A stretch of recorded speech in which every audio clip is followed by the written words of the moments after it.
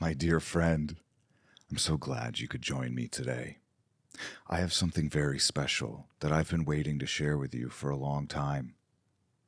I bought this deck box nearly 10 years ago in 2017. It's been through a lot since then.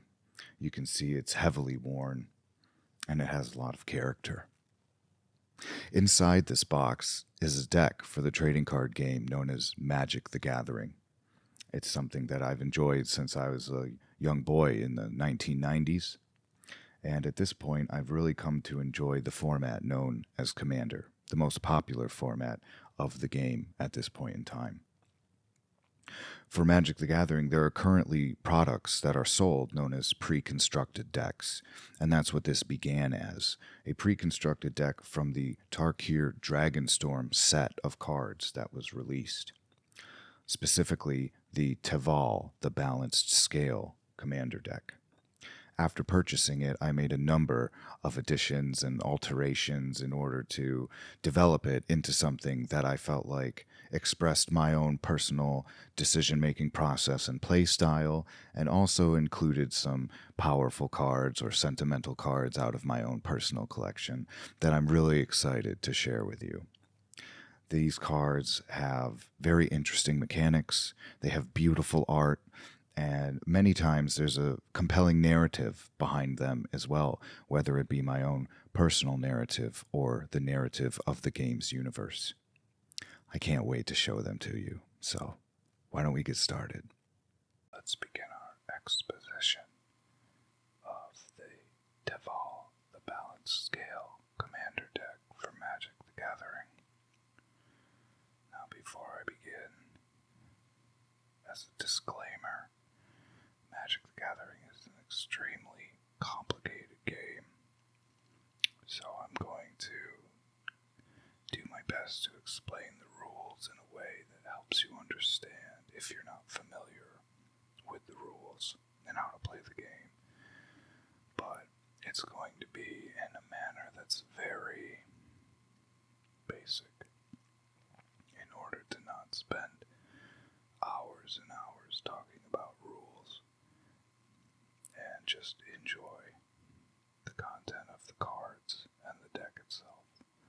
But I'll do my best to ensure that you can follow along. So Teval themselves is the commander, and what that ultimately means is that instead of having to draw them specifically from your deck, which is referred to as the library, they start in a particular area known as the command zone. And so what that means is that once you have the required mana available, which is the main resource, that you can cast them at any time you could normally cast a creature, since they are a legendary creature, and that's a requirement to be a commander. It needs to be a legendary creature, generally. Additionally, Teval has specific mana requirements of one colorless, a black, a green, and a blue, and that's known as their commander identity.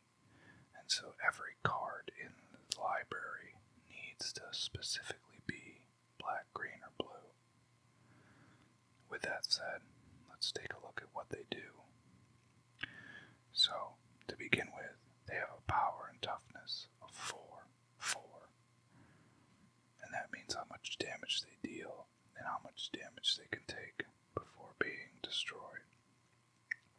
They also have the flying keyword, which means that when they attack, they can only be blocked by another creature if it has flying, or what's known as reach, which is an ability that allows a creature to block flying creatures, but doesn't give them the same ability to be unblocked. It just lets them block.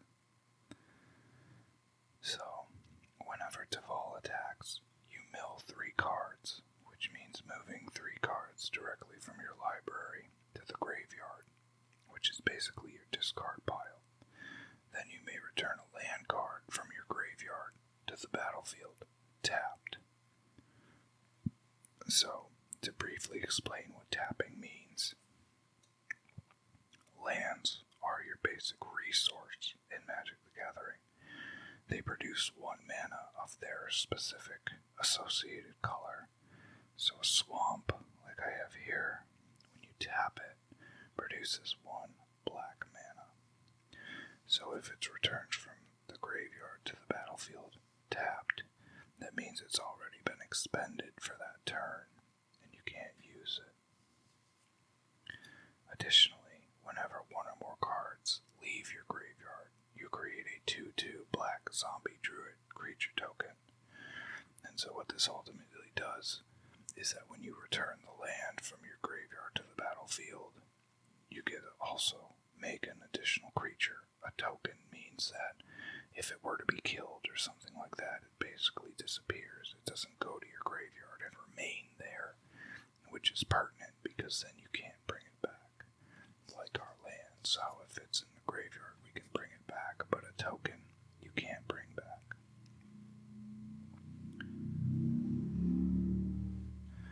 Sorry, of course, I would have a loud motorcycle ride by as soon as I started recording. Anyways, that's our commander, and we're going to see as we go through the cards in the deck how there's a lot of synergies and effects and mechanics that we can use to really generate a lot of value. So let's get started. So here we have Nissa of Shadowed Boughs. She's a planeswalker, which is different than a creature. She doesn't have a power and toughness. She's basically treated as like an additional player. And she has what's called a loyalty counter. So she costs 4 mana, 2 of any color, a black and a green. And she enters with 4 loyalty counters. If they're reduced to 0, she's destroyed. She has an inherent ability, which is landfall, which means whenever a land enters the battlefield under your control, put a loyalty counter on her.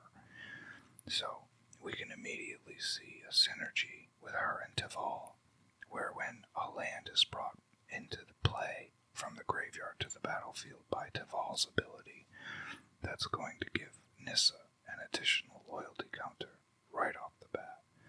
So that's a great synergy right there. Now she has 2 abilities. We can add a loyalty counter to untap a land we control, which again, if a land is tapped, it means it's been expended for the turn and can't produce any more mana. But if we use the +1 here, we can untap a land that we've already tapped, effectively allowing us to tap it again and get a second mana from it. So that in itself is powerful. But we can also have it become a 3/3 creature, an elemental, with haste and menace until end of turn. Haste just means that the creature can attack the same turn it's played. Normally, you can't do that. If you play a creature, you have to wait until your next turn until it can attack. With haste, you circumvent that. And menace means that instead of being able to be blocked just by a single creature, the opponent needs 2 creatures to block it. And if they don't have 2 creatures, it can't be blocked. So it allows it to get through and deal damage, even if the opponent has a single creature. It just makes it more challenging. It's known as like an evasive keyword that makes it more challenging to block the creature, just like flying. We can also subtract 5 loyalty counters to put a creature with what's known as the converted mana cost, and that ultimately just means its total mana cost. So Teval here has a converted mana cost of 4 because it's 1 colorless and then a black, a green, and a blue for a total of 4. So you can put a creature card with a total mana cost less than or equal to the number of lands you control onto the battlefield from your hand or from the graveyard. And not only can you do that, but it gets 2 +1/+1 counters. And what that means is that it's ultimately adding +2/+2 to their power and toughness values. So if we did this with Teval, they would be a 6/6 rather than a 4/4. So they deal increased damage and can also take more damage before being destroyed. Ultimately, she has a lot of synergy and is a really powerful contribution to the deck. is a sorcery, and that's important for us to note because that tells us when we can generally play this card. It has 2 mana in its cost, 1 of any color and a black, and a sorcery can usually only be played during your turn, during specific parts of your turn, known as your main phases. So you have your main phase 1, then the combat phase, and then your main phase 2, and so you can only play this during your main phase 1 and 2, generally. And then you can choose one or both. Return a target creature card from your graveyard to your hand, or return a target planeswalker. So again, Nissa is a planeswalker, and those keywords matter in the context of this card, whereas Teval is a creature. And so this is important because again, when you're returning cards from your graveyard to your hand, if Teval is in play, that is a card leaving your graveyard. It's leaving your graveyard and going to your hand. And so we're going to capitalize on this ability to not only put cards into our hand, but it's also going to generate a 2/2 zombie druid creature token, which is an increased value. Demonic Tutor is also a sorcery, and it also costs 2 mana. There are a lot of different cards that allow you to search your library, which is, again, your deck, and that effect is usually referred to as tutoring because of the name of the cards. So Demonic Tutor specifically allows you to search your library for a card and put it into your hand. Then you shuffle your library. This can be really, really powerful because you can literally just go through your deck and choose whatever card you think is best for the situation you're in for only 2 mana. You play it at the beginning of your turn, and then you have the opportunity to really capitalize on it. This card, Torment of Hailfire, is really powerful. It has a value of X, which is a variable, so you can pay a variable amount of mana here, but then it's required 2 black in addition. It's also a sorcery, so that constrains when you can play it. But you repeat the following process X times, and X is equal to the amount of mana that you pay here. Each opponent loses 3 life unless that player sacrifices a non-land permanent or discards a card. By non-land permanent, it means basically anything that stays on the battlefield after you play it. After you play a sorcery, as an example, it goes to your graveyard. But if you play a creature, the creature stays on the battlefield. If you play an artifact or an enchantment, those things generally stay on the battlefield once you play them, and they're referred to as permanents. Lands are also permanents because once you play them, they stay on the battlefield. But this specifically tells you that you can't sacrifice lands. It has to be a non-land permanent.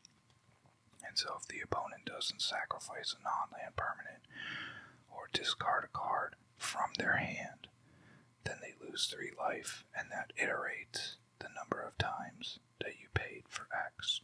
So that can be very powerful, and this is ultimately like a finisher card, that if you have enough mana to say make X equal 8, 9, 10 times, you can have your opponents lose a ton of life and ultimately win yourself the game. And you'll see later there's another card in the library that makes this really, really effective. This card, Shadowspear, is one that's really special to me. I got this as part of the pre-release event for the Theros set that was released in 2020. I believe it was called Theros Beyond Death. That's when I was living in Massachusetts at the time. It was right before COVID really popped off, and I went to my local gaming store to play in this event. And this was my pre-release card in the pack, and it's a really great card. And I did pretty well thanks to it. And this is a card that you would really want to have in almost any commander deck just because of how versatile it is. So again, as an artifact, It's a permanent, so you just play it for 1 mana and it stays on the battlefield. Now you have to pay the equip cost, which is 2 mana, in order to actually attach it to a creature. So think of having to pay 2 mana in order to hook up the spear to your creature. And when you do that, the equipped creature gets +1/+1, so that would make Teval a 5/5. But they also have Trample and Lifelink, which are keyword abilities that are really powerful. I won't go into the details now. But aside from that, it also has an additional ability where if you just pay 1 mana, permanents your opponent's control lose hexproof and indestructible until end of turn. And again, these are key words that basically prevent you from targeting something that your opponent has. That's what hexproof means, is that you can't target it.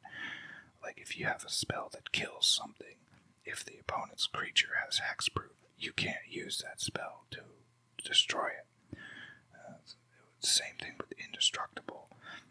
It's an ability that allows creatures to just take as much damage as you can deal out, and it still won't destroy them. And so being able to simply pay 1 mana at any time to make this happen is a really powerful thing, and so it makes the Shadowspear a really valuable asset in any deck, really. But yeah, that's one of my special, close to my heart cards. Here we have Damnation. This is a sorcery for 4 mana, 2 and 2 black, and it simply destroys all creatures. It also says they can't be regenerated, which is a really old ability that you don't really see much these days, where if a creature would be destroyed, you could pay some mana, and instead of being destroyed, it just becomes tapped. But this is actually a really good example of why the Shadowspear is so good, because if a creature has indestructible, a card like Damnation won't work on it, even if you cast Damnation and it says destroy all creatures. If there's a creature with indestructible, it won't be destroyed. But if you pay the 1 mana from Shadowspear, then it would lose indestructible until the end of turn, and you could play Damnation and destroy it. So that's just a really great example of how those cards work together and what makes the Shadowspear so valuable. This is a pretty straightforward card. It's just counter spell. As the name implies, it just counters a target spell. So it's 2 mana, and it's also an instant, which is pertinent. As we've discussed, the sorcery spell type can only be played at certain times during your turn. An instant spell can be played at many other times compared to a sorcery, including on your opponent's turn. So if my opponent was playing Damnation, and all of my creatures were going to be destroyed, I could counter it by playing this counter spell for 2 mana at instant speed, and it would basically nullify the Damnation spell, preserving my creatures on the board, which could be a critical reversal that ultimately saved me from losing the game. Here's another Planeswalker, Liliana. This one in particular is the Death's Majesty from the Amonkhet set. She's 5 mana, enters with 5 loyalty counters. You can add a loyalty counter to create a 2/2 black zombie creature token, and also put the top 2 cards of your library into your graveyard, which in our deck can be very beneficial. You can also subtract 3 loyalty counters, which would bring her down to 2, to return a target creature card from your graveyard to the battlefield. That creature is a black zombie in addition to its other types. And then if we get her up to 7, we can do -7 to destroy all non-zombie creatures. So she has a lot of methods of helping our deck. And as we get through some more cards, you'll start to see why the zombie creature type is really important. As you've already seen, Teval can create zombie druid creature tokens while they're on the battlefield. And so that's just another example of how, if we're destroying non-zombie creatures, our zombies will remain even through that ability. monster is an illustration of how there are different ways for us to pursue victory with this deck. It's 5 mana for a 6/6, so this is actually the strongest creature that we've seen so far. It has the Death Touch ability, which means that if it deals any damage to a creature, that creature dies, even if it has more than 6 toughness. Any damage that the Gitrog monster deals to it will be enough to kill it. Now at the beginning of our upkeep, which is part of our turn, we have to sacrifice the Gitrog monster unless we sacrifice a land. However, we can play an additional land on each of our turns, and whenever one or more land cards are put into our graveyard from anywhere, we draw a card. And this is an illustration of how this deck can also really focus on utilizing lands, whether we are sacrificing them or playing them out of the graveyard. There's a lot of things that we can do with lands. In this case, sacrificing lands lets us draw cards, which helps keep our hands full, which helps keep us going through our library and getting more cards than our opponent does, which is an advantage, as much as it might not seem. Having more cards or going through your library and getting to more cards than your opponent is actually a really powerful thing, and ultimately helps you get to what you need to win in your given circumstances. And that's one thing that this deck is really good at, is giving you a lot of options and versatility in order to respond to the kind of environment that you're in. This is another really good example, the Overlord of the Bale Merc. So this is a 5 mana creature, which is a 5/5, which is pretty good, but depending on when you draw it, you can play it for its impending cost instead. And so impending 5 for 2 mana, which means that we can only pay 2 mana, and instead of coming into the battlefield as a creature, it enters the battlefield as an enchantment, which is a permanent that kind of just hangs out. But think of it as like kind of being in a spirit form, where it doesn't have a physical form. It's just like a spirit, so it can't attack or block. The 5/5 is worthless until we wait for 5 turns. That's what impending 5 means. You have to wait for 5 turns. But there's an ability attached to the Overlord that makes that still valuable. Whenever it enters, which means enters the battlefield, or attacks, you mill 4 cards, which is moving the cards directly from your library to your graveyard. Then you may return a non-avatar creature card or a planeswalker card from your graveyard to your hand. So again, we're moving cards out of our graveyard, which is going to generate the 2/2 black zombie creature tokens with Teval, and also putting cards into our graveyard. So as an example, if we put land cards into our graveyard while the Gitrog monster is out on the battlefield, then we're going to draw cards. And so that's a really strong synergy right there, where we're putting cards into our graveyard, which can help us in a lot of ways. And if they just so happen to be land cards, then we also get to draw cards into our hand when the Gitrog monster is out. And that's a really good example, again, of how these pieces can all come together to generate a lot of value off of each other. Agadeem's Awakening is sorcery, and this is a really special card from the newer Zendikar set. I forget what it's called. I think it might just be Return to Zendikar. Oh no, it was Zendikar Rising. That's right, Zendikar Rising. So it's a sorcery with an X variable cost, and it allows us to return from our graveyard to the battlefield any number of creatures that each have a different mana cost, X or less. So as an example, if we paid 5 mana here, it would be a total cost of 8, 5 plus 3 black. But if we had creatures in our graveyard that each had a different cost, 1, 2, 3, 4, 5, we could bring all 5 of them back to the battlefield. And that would again generate a 2/2 black zombie druid creature token, because 1 or more cards were leaving our graveyard with our commander. And so that in itself is very powerful.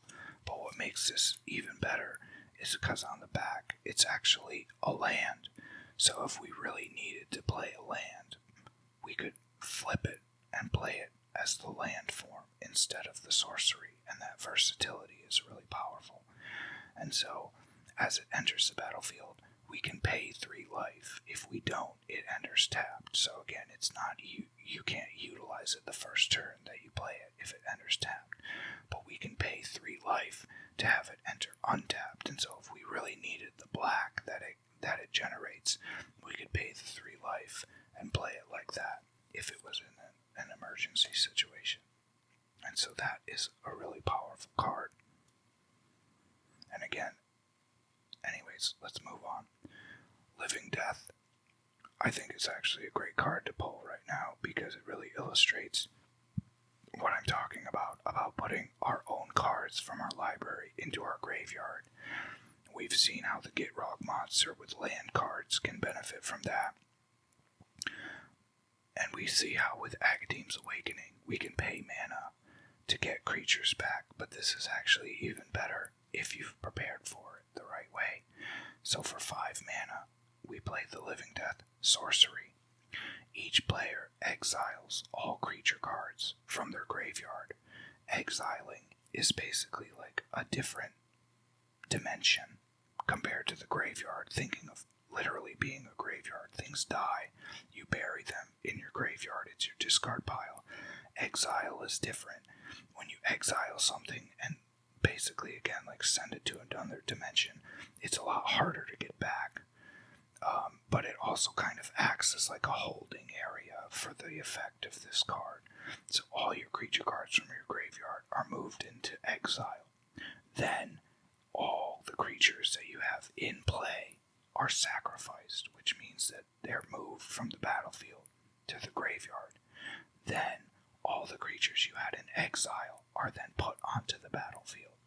So if we've been putting our creature cards into the graveyard with things like Overlord of the Baelmerk, or things like Liliana, Death's Majesty, where we put the top 2 cards of our library into our graveyard, where we mill 4 cards whenever this enters or attacks, we're going to be putting creature cards into our graveyard deliberately, while our opponent ideally isn't. They're going to be playing their creatures onto the battlefield. And so by playing this, it not only gives us all of our creatures onto the battlefield that were in our graveyard, but it destroys and removes all of the creatures that our opponents had on the battlefield already. And so it can really turn the tables of the game. But it's something that you really need to kind of keep in mind and prepare for, because if you're not prepared for it, then it doesn't have a lot of value. Victimize is another good illustration of this. Again, it's a sorcery for 3 mana. You choose 2 target creature cards in your graveyard. Then you need to sacrifice a creature that you have in play. But then, if you do, return the chosen cards to the battlefield, tapped. So again, if we get a couple of really strong cards into our graveyard, and we have just a cheap, even something that we got for free, like one of our 2/2 zombie druid creature tokens, we can sacrifice a creature token in order to get 2 of some of our strongest creatures out onto the battlefield, basically for free, only 3 mana for the cost of this card. And although they enter tapped, that necessarily isn't that big of a deal, because if they have abilities that affect the board when they enter or things like that, it doesn't matter that they're tapped. The fact that they're on the board is pertinent. Gravecrawler is a real staple in zombie decks. It's only 1 mana for a 2/1, which is pretty good. It can't block, but you can cast this card from your graveyard as long as you control a zombie. So it just keeps coming back. As long as you have a zombie on the battlefield, your opponent basically can't get rid of it, and it's just going to keep attacking, keep attacking, and keep attacking. Or it's just going to count as a zombie, which, as you'll see later, can be really important for us too. But as a nice, cheap zombie to play, Gravecrawler is a real staple in a lot of zombie-based Magic the Gathering decks. I really love the art of this card, Mana Reflection. If I remember correctly, this is from the Double Masters set, and I really love this art. To be completely transparent, I have a thing for redheads, personally, and these elves with the tattoos and everything, I think look really good, and I just think it's a really captivating piece of art, personally. But this is an enchantment, so again, it's a non-land permanent. When you cast it, it remains on the board until somebody destroys it through one way or another. But its effect is really powerful if you tap a permanent for mana. So that's anything, basically like a land, an artifact, a creature, anything that produces mana, that's a permanent. So there are spells like instants and sorceries that you can cast to generate mana as well. Those are the only things that this won't affect. But if you tap a permanent for mana, it produces twice as much of that mana instead. And so that ultimately doubles, as the name of the set, Double Masters, implies. It doubles your output of mana, and that can be really, really powerful, especially if you already have the required 6 mana to play this, the 4 of any color, and then 2 green. You're already going to be in a position where ultimately you're going from 6 mana at a minimum to a minimum of 12, and that's really, really good. That's a huge increase in your mana production. Titania, Voice of Gaia, is an interesting card. Again, this one really supports the lands aspect of this deck. She's only 3 mana for a 3/4. She has the reach ability that I was discussing earlier, so she can block creatures with flying. But if she attacks, she doesn't get any evasive benefit. Whenever 1 or more land cards are put into your graveyard from anywhere, you gain 2 life. So this has some synergy with the Gitrog monster as an example, where you have to sacrifice a land every turn. So every time you do that, not only are you going to draw a card from the Gitrog monster's ability, but now you'll also gain 2 life off of her ability. And there are other ways that we have to get rid of lands and facilitate that gain of life. But then, at the same time, at the beginning of your upkeep, which is a specific part of your turn, if there are 4 or more land cards in your graveyard, and you both own and control, because people can actually steal your creatures, and so that's a pertinent thing, is if you've played her and then somebody steals her, it doesn't count. You have to actually have control of her. But if you own and control her, in addition to a land named Argoth, Sanctum of Nature, then you exile them and actually meld them together into Titania, Gaia Incarnate. And I'll go ahead and flip this so you can see what she ultimately becomes. Here's the top part, and I just need to grab the Argoth land card, which is right here. And so this is a special land. It enters the battlefield tapped unless you control a legendary green creature. We can tap it to add a green mana, just like a regular forest. But then we can also pay 4 mana and tap it to create a 2/2 green bear creature token, and then mill 3 cards. So again, not only do we create a 2/2 creature to enhance our board state, but we're also going to put cards from our library into our graveyard, fueling these other effects that we want. That can only be done as a sorcery, so again, you can't do it whenever you want. There are specific points during your turn that you can do it. But during our upkeep, if we have both of these, they are exiled, and then they come back as Titania, Gaia Incarnate, which is this melded creature. She's a legendary elemental avatar with vigilance, reach, trample, and haste, which are keywords that basically indicate if she attacks, she doesn't tap like a traditional creature, so that leaves her available to block as well after attacking. She has reach, so she can block flying creatures. The trample keyword basically means that if there's a disparity between her power and a creature's toughness, so as an example, if we use Teval, who has a toughness of 4, let's just say her power is 10 and she attacks, Teval might still block her. but because it only has a toughness of 4, there's a disparity of 6 because her power is 10, and so the defending player would still take the 6 damage, which normally wouldn't happen.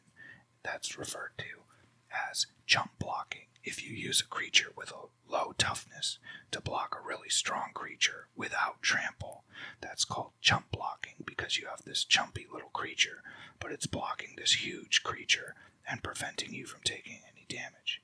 But the trample keyword nullifies that strategy, and so you'll take all the excess damage that your creature was not able to block through its toughness. And then the haste keyword means that it can attack as soon as it comes into play. Generally, when you play a creature, you have to wait until your next turn until you attack, but with the haste keyword, you don't have to.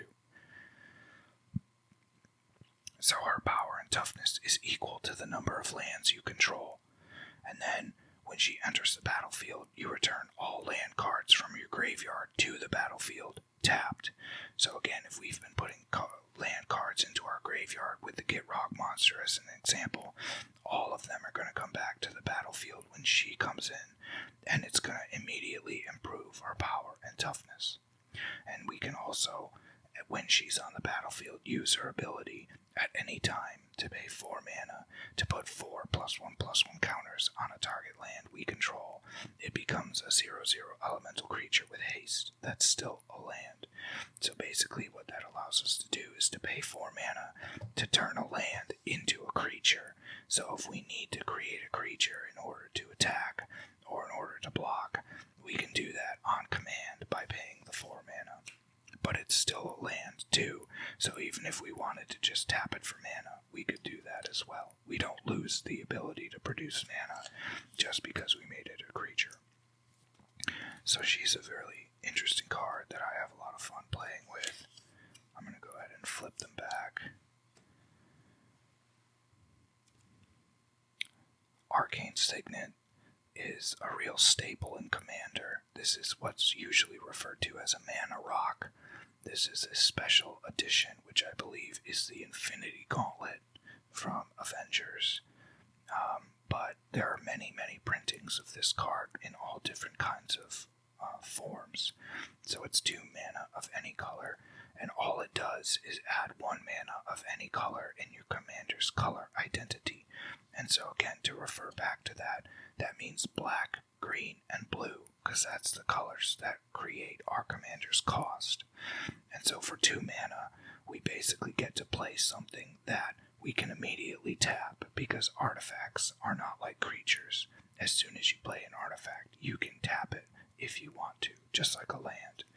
And so this is what's referred to as a ramp package, part of a ramp package, because it allows us to generate more mana quicker than if we just played 1 land per turn, which is the inherent limitation in Magic the Gathering. You can play 1 land per turn, but this way, now on our second turn, we technically have access to 3 total mana. We had to tap 2 to play it, but now we can tap this for a 3rd mana and play something else, or on our 3rd turn, we'll have 4 mana available. If we play a land on our 3rd turn, we have 3 lands and this. So now we have 4 mana on turn 3, and those kinds of incremental improvements are how you develop an advantage against your opponents. And again, this was a special printing that I picked up just because I thought it looked really cool. Hedron Crab is a real favorite for a lot of people. This came out in the original Zendikar block, if I remember correctly. It's just 1 blue for a 0/2 crab, so it has no power. It can't hurt anything, but it has 2 toughness, so it can block if it needs to.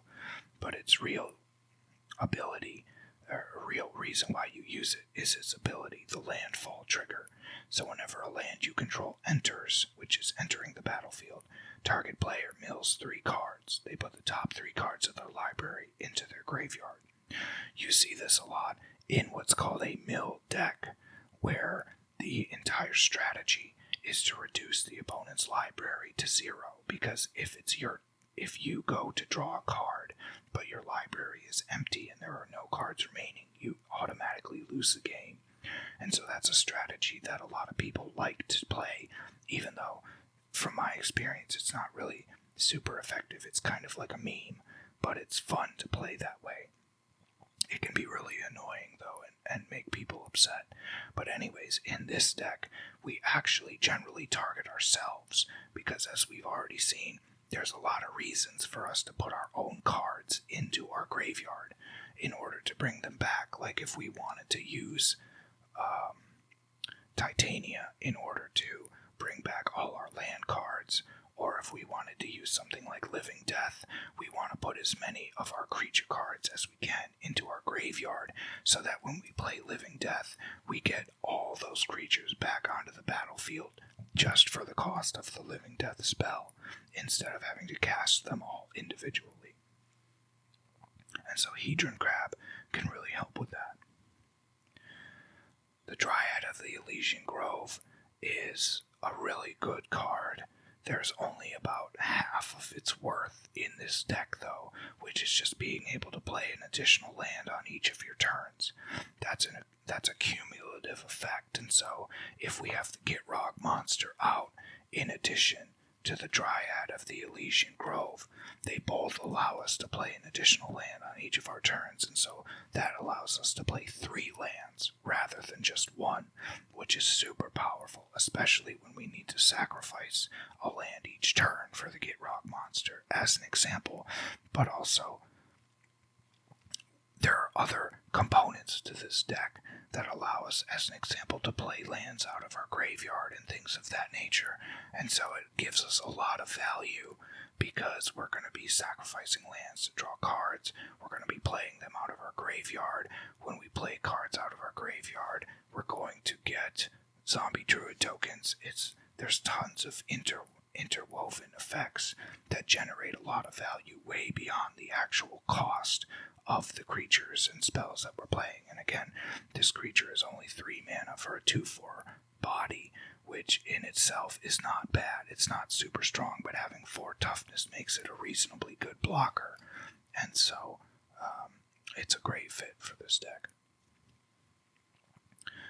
Reprocess is really interesting. It's a sorcery, so again, you can only play it at certain points during your turn. For 4 mana, I really like the art. That's actually one of the reasons why I bought it. I really enjoy this blue and purple into the pinks with a little bit of like green accent color.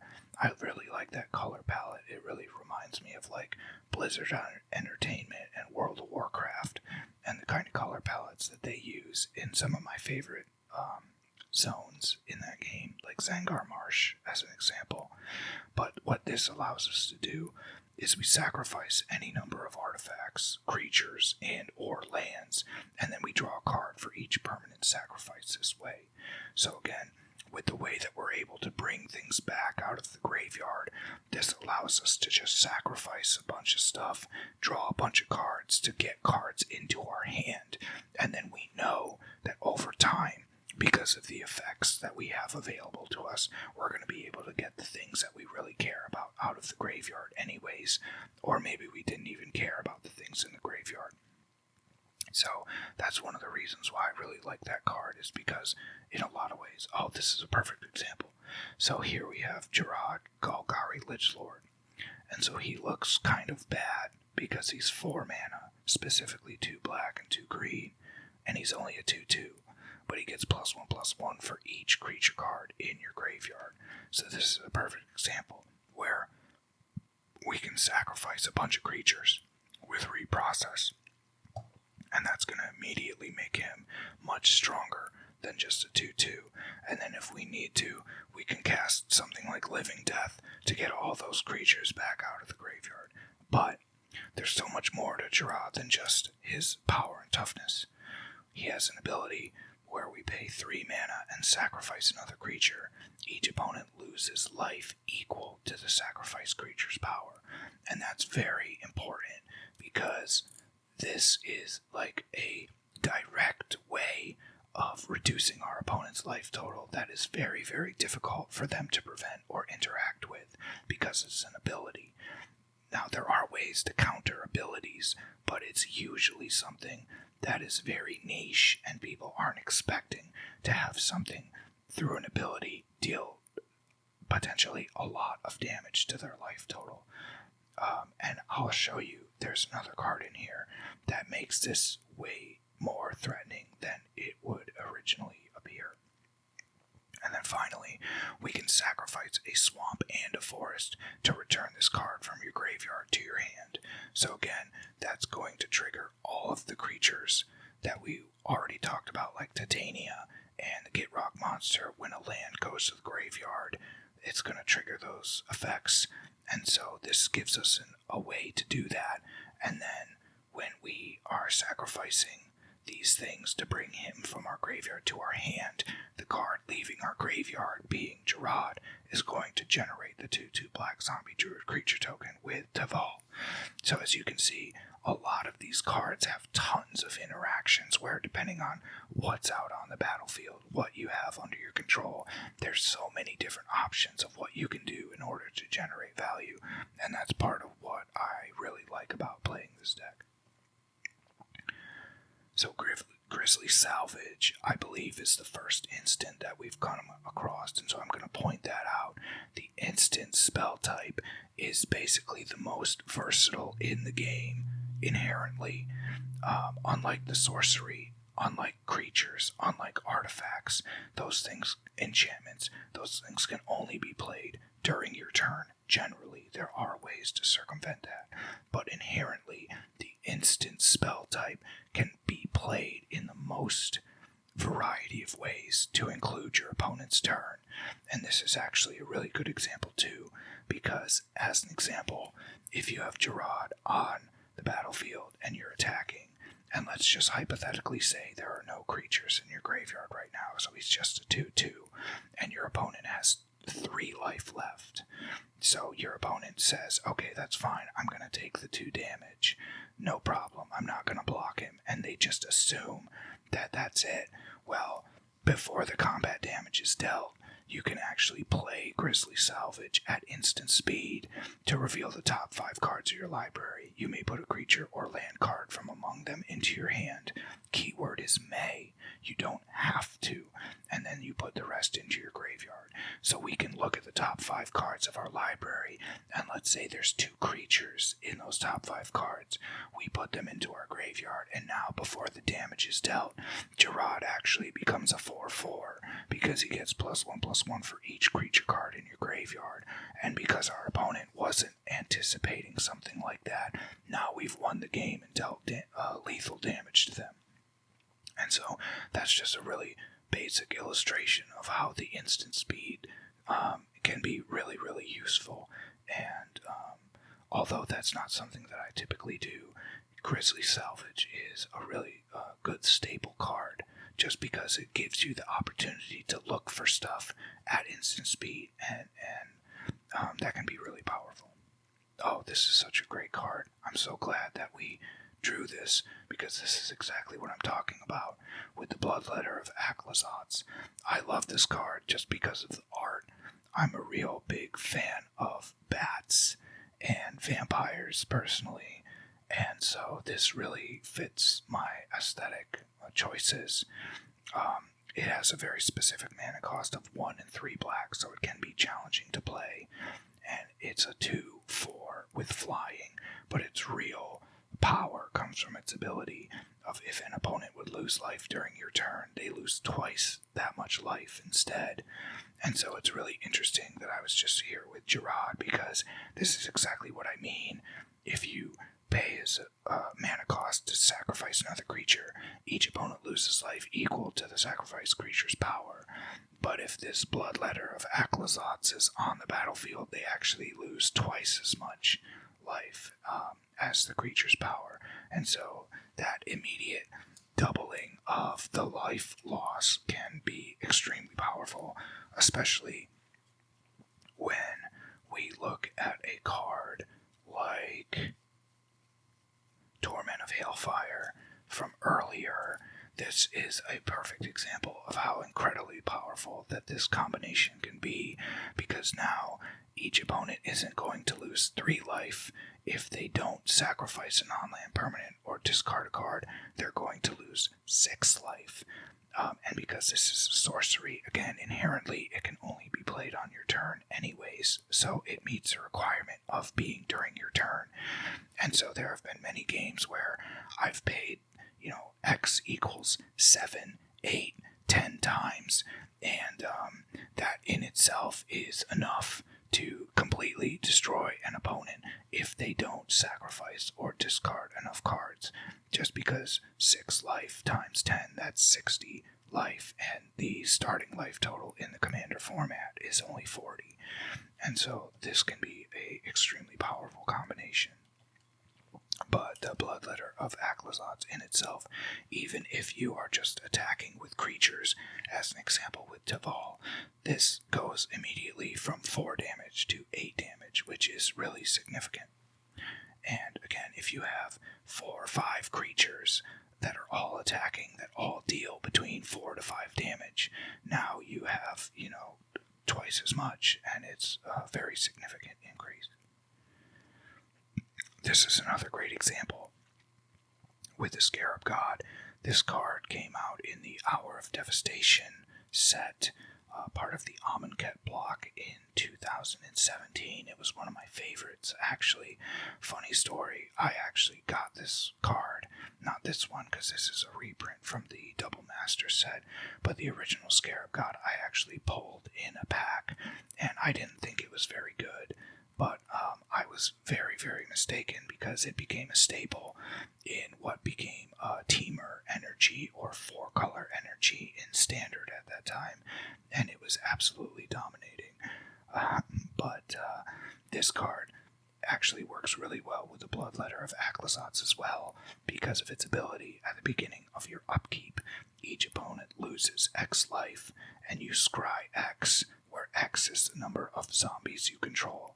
So we won't worry about scry right now. That's another ability that just lets you look at cards on the top of your library. But each opponent loses X life based off the number of zombies you have. And so you can start to see if you have some zombies created from Teval, if you have your Grave Crawler, if you have some zombies created from Liliana, let's say you have 5-6 zombies. Now, instead of losing 5 or 6 life, your opponents are going to lose 10 to 12 life because of the Bloodletter of Aclazotz. And that is way, way more scary than just 5 or 6. And not only that, but the Scarab God has the ability to pay 4 mana, exile target creature from a graveyard, create a token that's a copy of it, except it's a 4/4 black zombie, so again it feeds its own ability by creating zombies. And if you're exiling something that has a really powerful effect, there have actually been times where I've been able to exile the Bloodletter in order to create a copy of it after it was killed, because of course, being so powerful, people try and kill it all the time. But with an ability like this, you can literally bring it back while increasing the number of zombies that you have, because it's not a zombie, it's a vampire demon. But if you bring it back with the Scarab God, now it's also a zombie, and it's actually increasing the value of X, and so it can be really strong. And the Scarab God is just so good because when it dies, which means if it's on the battlefield and is then destroyed and goes to the graveyard, you return it to your hand at the beginning of the next end step, which is basically at the end of the current turn. And so it can be really hard to get rid of, again, which is why I talk about the difference between the graveyard and exile. If you really want to get rid of the Scarab God, you're much better off trying to exile it than simply kill it, because it'll just come back at the end of that turn. Traverse the Ulvenwald is, again, another really good example of why we want to put our own cards into the graveyard. It's only 1 green mana for a sorcery speed spell, which allows us to search our library. Again, it's a tutor, like the demonic tutor earlier, except the difference is that this demonic tutor allows us to search our library for any card and then put it into our hand, whereas Traverse the Ulvenwald just lets us search our library for a basic land card. And that's an important distinction because, again, Argoth, which we talked about earlier with Titania, is not a basic land. It is a land, whereas compared swamp. It specifically says it's a basic land. And so that's a pertinent distinction, and just goes to show how good Demonic Tutor is, because for just 1 more mana, you can literally search for anything. Whereas with Traverse the Ulvenwald, it's just a basic land card. You reveal it, put it in your hand, then shuffle. And that's another thing too, is when you use this, you have to reveal the card that you're actually getting to your opponents, so they know what you've put into your hand. But with Demonic Tutor, you don't. You just search your library for the card, put it into your hand, and then shuffle. And having that knowledge to yourself without that information being public is actually really important too. However, what makes this card better is the fact that it has this delirium ability, where if there are 4 or more card types in your graveyard, and a card type is what we're looking at right here, so a sorcery, an instant, a creature, and an artifact as an example. If we have one of each of those in our graveyard, instead we can search our library for a creature or a land card, reveal it, put it into our hand, and then shuffle. So we still have to reveal what it is that we're getting, but it opens up our opportunity to get something different for just 1 mana, which is still relatively strong, and that's why I like to have it in there. Horizon Explorer is a really good card. Again, when we're talking about our lands and how we utilize lands in order to generate value, because when the Horizon Explorer is in play, all of our lands that we control enter untapped. So all of those things as that we've talked about, like with Titania, how she returns all of our lands from the graveyard to the battlefield tapped, that's no longer going to be a concern when we play her and meld her, and it brings all of our lands from the graveyard to the battlefield. They're going to enter the battlefield untapped, and ready to be utilized immediately. And that happens with any lands that we play. So as an example, even with Teval, when he attacks and we do our milling, we return a land card from the graveyard to the battlefield tapped. Now those lands are all going to come back to the battlefield untapped, which just gives us that extra advantage and that extra value out of these things that we're already doing. We're already trying to bring lands back with Teval, and now instead of having to wait in order to utilize them, they're going to be immediately available. And then whenever you attack a player, you create a lander token, and a lander token is simply an artifact that you can sacrifice in order to search for lands, just like with Traverse the Ulvenwald. The difference is that instead of it putting the card into your hand, when you sacrifice the lander token, it puts the card onto the battlefield tapped. But because we have Horizon Explorer, it won't be untapped, or it won't be tapped, it will be untapped.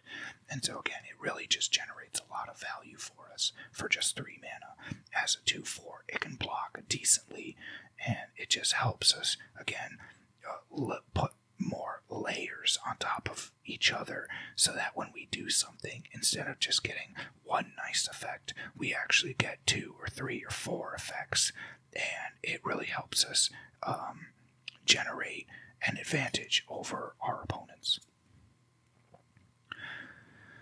Toxic Deluge is a really good stable card in black, again, for 3 mana as a sorcery.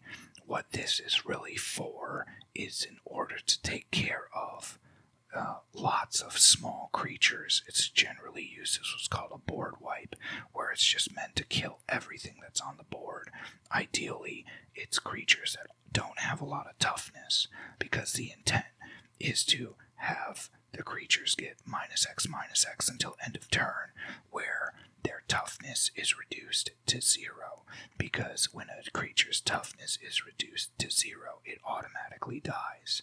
And this is a really good way to get around creatures that have hexproof or have indestructible, things that we talked about earlier about why Shadowspear was so good. This is basically another layer of protection that if we come up against creatures like that we can't destroy through damage, or that we can't target with spells, that we can just give all creatures -X until end of turn, and it just kills everything. The only drawback is that as an additional cost to cast a spell on top of the mana that we have to pay reducing our life total by the same amount that we're giving -X to all those creatures. So it is, it comes with a downside, but ultimately, again, it's kind of like a safety net, so that if there's something we just can't deal with, we can still get it off the board. Icetill Explorer is another example of a creature that allows us to play an additional land on each of our turns.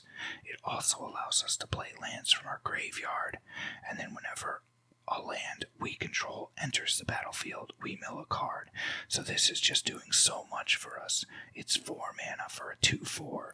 So again, in terms of dealing damage and actually affecting combat, it's not super effective. But this is part of what's known as like a value engine, where it just gives us so much value, where we can play lands out of our hand, we can play lands out of our graveyard. We're increasing the number of lands that we're playing, which is allowing us to just trigger effects over and over again, and also putting more cards into our graveyard for us to have access to support cards like Living Death, to support cards like Gerard, and it's just a great addition. Twilight Prophet is, funnily enough, like one of my favorite cards, but I honestly don't really think it's very good. It came out in the original, I believe it was the original Ixalan set, which again was like late 2017, which I really liked. There was a resurgence of vampires, kind of like in a conquistador kind of aesthetic, and it used to be actually very expensive because that was the only set that it was printed in, and it was very rare, but it's since been reprinted quite a few times and is not very expensive anymore. But I bought it when it was expensive. But for 4 mana, it has the potential to do a lot, but it also has the potential to do very little. So it's a 2/4. It does have flying, which is helpful, but the main ability is Ascend. So if you control 10 or more permanents, and again, permanents are your creatures, your artifacts, your enchantments, and in this case it does include lands too. So it's actually not that difficult to control 10 permanents because it counts all your lands. But if you can control 10 or more permanents, you get the city's blessing for the rest of the game. And at the beginning of your upkeep, if you have the city's blessing, you reveal the top card of your library and put it into your hand. Each opponent loses X life, and you gain X life, where X is that card's converted mana cost, and the converted mana cost basically just means total mana cost. For something like Teval, it would be 4, because you have 1 and 1 of each of these 3 colors for a total of 4. And so this has the potential to be very, very strong if you get something that has a high mana cost, especially if you have like the Bloodletter of Aclazotz out on the battlefield too, because now your opponents are losing twice that much life. You still only gain the X life because it doesn't increase how much life you gain by what they lost, but they're losing twice as much life with the Bloodletter of Aclazotz out, and so it can be a really surprisingly powerful card, but it's just so random that it's frankly like not very consistent, and it's just not something that I would recommend if I were trying to tell someone what I think is really the best.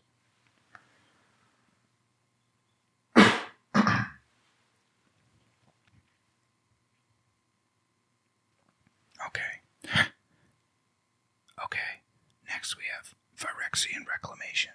Now this one is really kind of almost like cheating, because it's an enchantment, it's only 1 mana, and you pay 2 mana and 2 life to return target creature card from your graveyard to your hand. And what this does is allow us the ability to, again, any creatures that we've put into our graveyard through any of these effects that we've been looking at, we get that creature back into our hand. And if our commander is out on the battlefield, a card leaving our graveyard gives us a 2/2 black zombie too. And so we're basically paying 2 mana and 2 life for a 2/2 creature, and to get the creature that we want out of our graveyard back into our hand. And again, it's just a really, really nice part of our engine, where we just get so much value out of the things that we're this card is a really good example of why trample is important. The Consuming Aberration is a 5-mana creature that's power and toughness are equal to the number of cards in your opponent's graveyards. And whenever you cast a spell, so that's anything that's not playing a land, if you play a creature, if you play an enchantment, an instant, a sorcery, those are all spells. Whenever you cast a spell, each opponent reveals cards from the top of their library until they reveal a land card, and then puts those cards into their graveyard.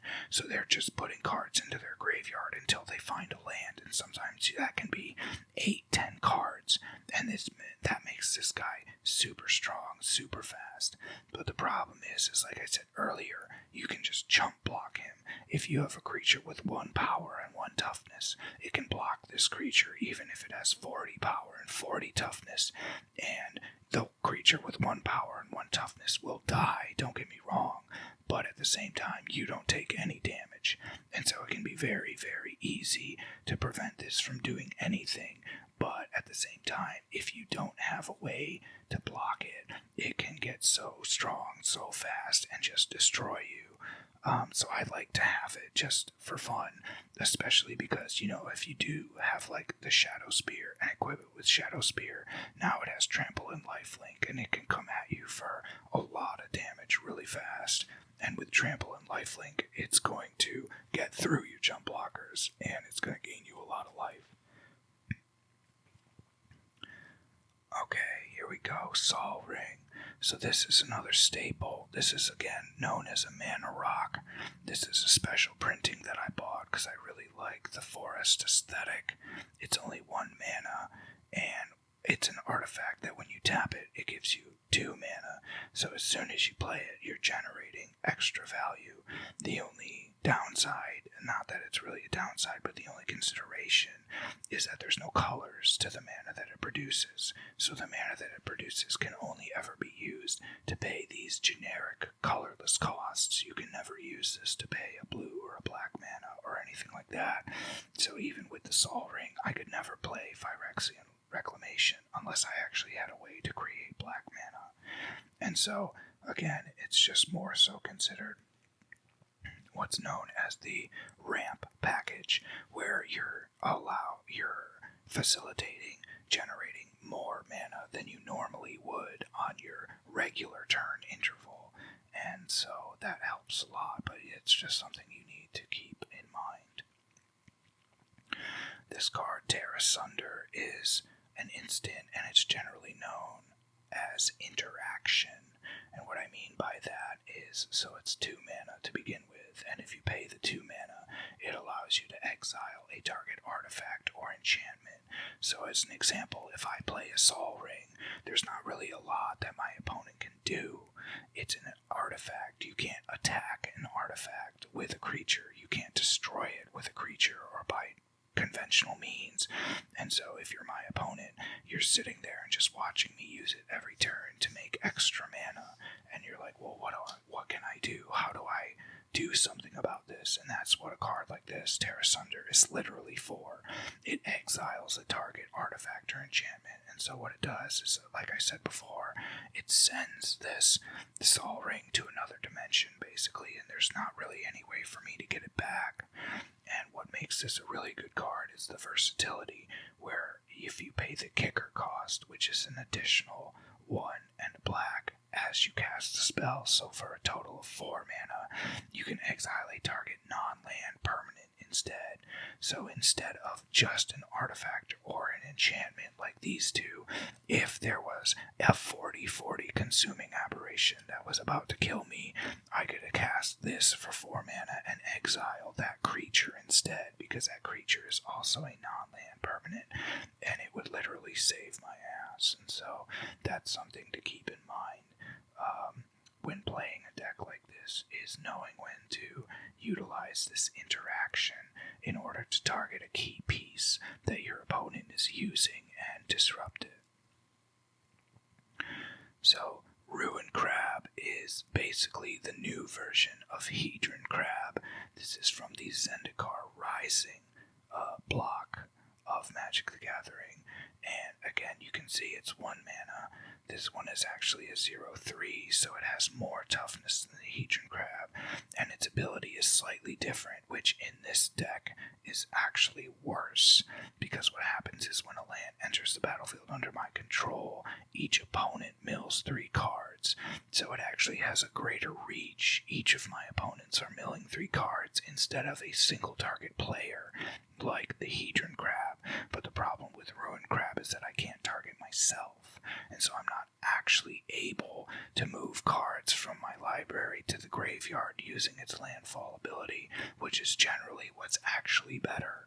But because I like it and I think it's funny and cool to use the crabs, I just keep it in there anyways, and because it's just a cheap blocker that I can generally just use, again, to chump block something if I need to, and it's fun to disrupt my opponent's plans by making them mill cards too, which can be very valuable if they're not prepared for that kind of interaction.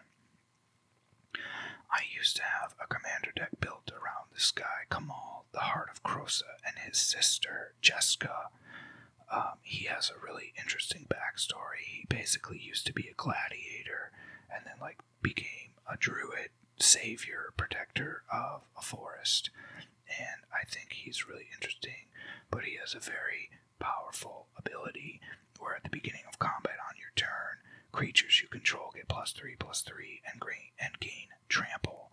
So everything that you have on the board is getting +3/+3. And again, the trample ability lets you deal damage to your opponent based on the disparity between their power, the power of the attacking creature, and the toughness of the defending creature.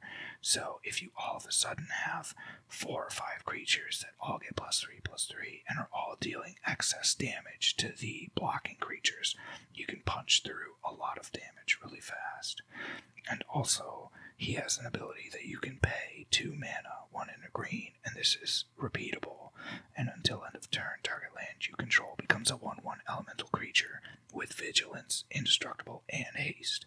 So you can create a bunch of 1/1 creatures out of your lands, then you move to combat, and they become 4/4 creatures because they're all getting +3/+3 and trample, and they have indestructible, and they have haste. So he's very quickly able, if you have the mana, because of course he's 8 mana to begin with, which is very expensive, but you can very quickly generate a very powerful combat force with him if you utilize him correctly, and I think he's a really cool dude.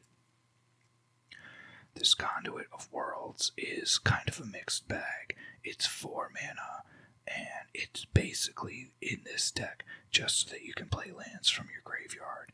We already saw the Icetail Explorer, I believe it was, that allowed that same ability, but having doubles of that kind of ability, because we're putting so many lands into the graveyard, is critical. So this is very powerful for us. Its other ability, where you have to tap it, is not as good, but it's still something to keep in your back pocket. You choose a target non-land permanent card in your graveyard. If you haven't cast a spell this turn, you may cast that card. If you do, you can't cast additional spells this turn, and you can only activate as a sorcery. So this has a lot of drawbacks, because in order to play this card to begin with, that is casting a spell, so you can't do it the same turn that you play this. You have to wait till your next turn. Then on your next turn, you can't cast anything unless, if you choose to use this ability and cast something from your graveyard, you can't cast anything else. So there's a lot of restrictions, and I don't consider that particularly good. But being able to play lands from your graveyard on an artifact, which is again much harder to deal with than a creature, is worth having it in the deck, in my opinion, especially when we can play 2, 3, 4 lands a turn, and we're sacrificing lands because of the Git Rock monster, etc., etc. I definitely think that this has a place. This is a really fun card as well, the Shadow of the Second Sun. It's an enchantment, and generally I use it to enchant myself. And at the beginning of the enchanted player's post-combat main phase, so the turn goes the beginning phase, the main phase 1, combat, main phase 2, and then the end step. So after the combat step is when your second main phase is, and this is really strong because the additional beginning phase allows you to have an added untap, upkeep, and draw step. And so to illustrate how powerful that is, first of all, untapping is the process of, as it implies, untapping everything that you've tapped. So all your lands that you've tapped for mana all get untapped and you can use them again. All your creatures that you had to tap in order to attack with them all get untapped, and so now you can block with them on your opponent's turn. But then what's really powerful is something like this with the Twilight Prophet, because its ability is at the beginning of your upkeep, and so you have an upkeep at the beginning of your turn anyways, but now you're going to have an additional upkeep step, and so you're going to get this ability to go off a second time, and so that can be really, really strong. And then at the same time, the same thing with like the Scarab God. At the beginning of your upkeep, each opponent loses X life and you scry X. So now you're getting 2 upkeeps per turn rather than 1. And again, just getting tons of value out of these cards potentially if you've set things up correctly. And even if you don't have a ton of zombies to proc the Scarab God, or you get a bad card off the top of your library for the Twilight Prophet, there's still the added benefit of, again, all the untapping that you get to do, and that there is an additional draw step. So even if nothing else, you get to untap all your stuff and you get to draw an additional card every turn. So I think that is really, really good value, and I really like playing that card and maximizing those upkeep triggers. This card, Euro, was so annoying when it was current. This is also from the Theros Beyond Death set that the Shadowspear was from, and during this set, these colors, blue and green, were just dominating because they were so strong compared to everything else, and this is a perfect example of why. So he's only 3 mana for a 6/6, but when he enters the battlefield, you have to sacrifice it unless it escaped. So basically, the first time you play him, he automatically dies. However, the first time you play him, he is still entering the battlefield, and so you gain 3 life and draw a card, and you can put a land card from your hand onto the battlefield. So that effect you get just for playing a 3 mana creature, drawing a card, gaining 3 life, and putting a land from your hand onto the battlefield. For 3 mana, that in itself is extremely good. But so anyways, then he has to die. But then you pay the escape cost, which is 2 green and 2 blue, and then you have to exile 5 other cards from your graveyard, which for us, again, would not be difficult because we've just been putting so many cards into our graveyard anyways. But then he comes back onto the battlefield, and so you get the enters the battlefield trigger again. So then you get 3 life again, you draw a card again, and you can put a land card from your hand onto the battlefield again. So you've already gotten those effects twice. Now, every turn that he stays live and he attacks as a 6/6, which is pretty formidable, you're getting those effects every single time he attacks. And so he can just do so much for you. If the opportunity is there, that he's just a monster, and I really like this art. His original kind of art was actually not that cool in my opinion, but I think that this alternative art that they've come out with for him actually looks pretty good, so that's why I ended up getting him.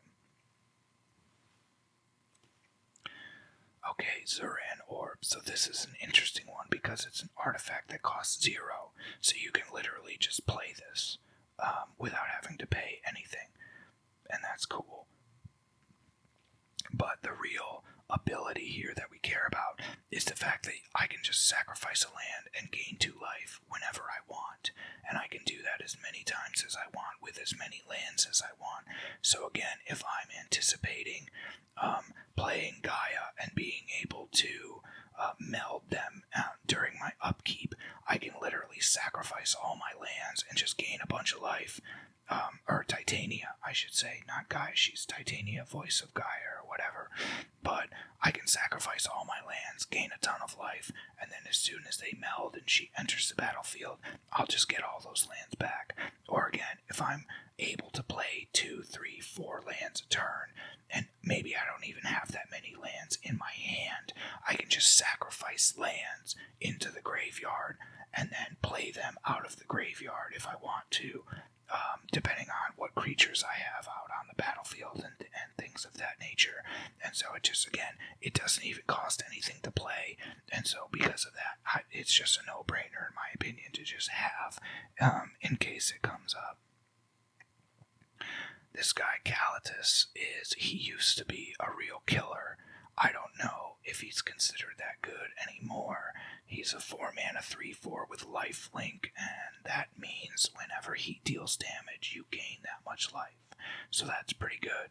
What he's doing here for me is that if a non-token creature an opponent controls would die, instead exile that card. So again, instead of going to the graveyard where the opponent could potentially get it back, it exiles it, which makes it a lot harder for the opponent to get it back again.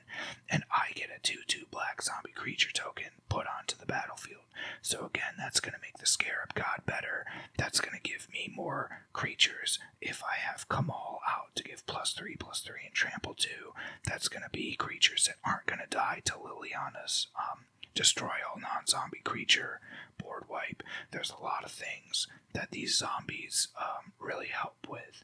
And then if I want to, I can actually pay 3 to sacrifice another vampire or a zombie to put 2 +1/+1 counters on him, which again has value because he has lifelink. So if I sacrifice just one zombie, now I'm going to get 5 life every time he deals damage. If I sacrifice a couple zombies, now I'm going to have 7. Now I'm going to have 9. You can make him really powerful and gain a lot of life. And every time an opponent's creature dies, I just get zombies, and it really helps flesh out your board state with blockers. Traveling Chocobo it used to be a pretty expensive card. I don't know if it is now. I am a long-time Final Fantasy fan. I don't really have many of the cards from that set, but I always liked Chocobos, and it's just a no-brainer for, again, a deck that cares about lands, because it allows you to look at the top card of your library at any time, which is just inherently good. But then you can play lands and cast bird spells from the top of your library. So I don't care about bird spells, but being able to play lands from the top of my library is huge. Again, if I can play 2 or 3 lands a turn, that allows me to play lands off the top of my library and now be able to see what's coming next and potentially draw into something quicker that I want. And there's a lot of utility there.